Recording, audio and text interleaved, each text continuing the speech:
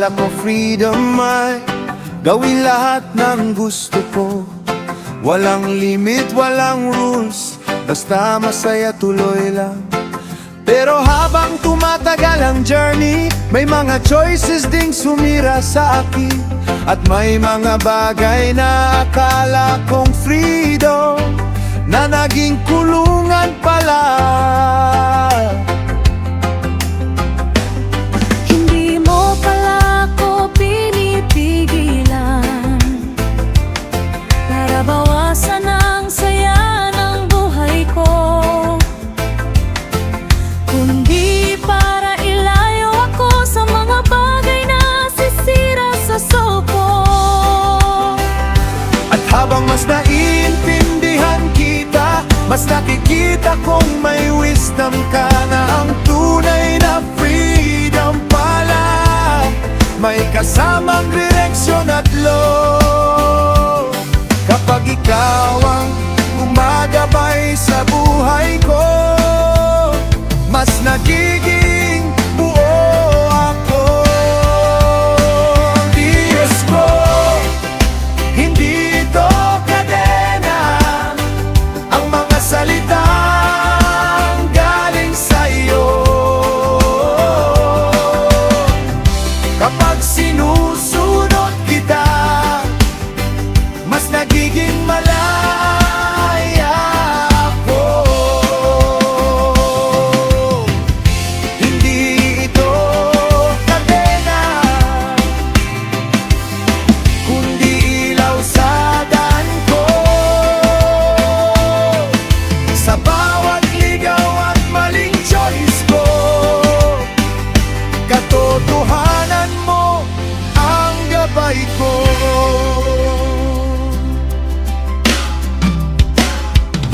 Hindi madaling piliin ang tama, lalo na kung mas madali ang mali. Pero habang mas pinipili kita, mas payapa ang puso ko.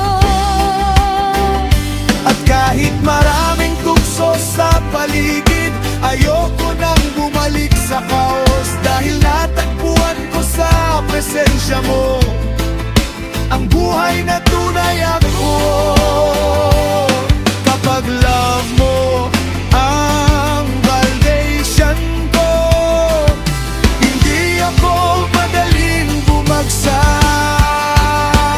Diyos ko, hindi ito kadena, ang mga salitang galing sa'yo.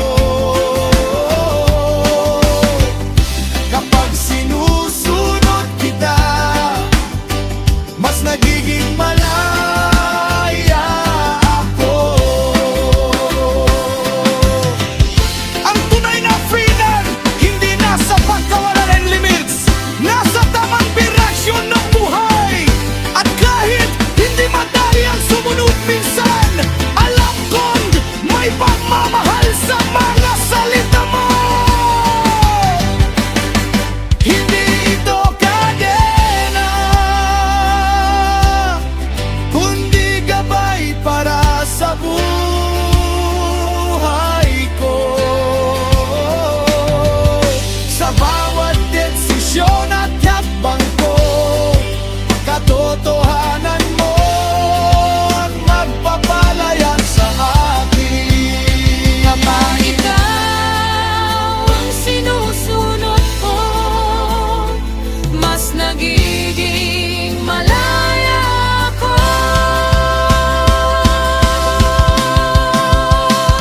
Diyos ko, hindi ito kadena, ang mga salitang galing sa'yo. Kapag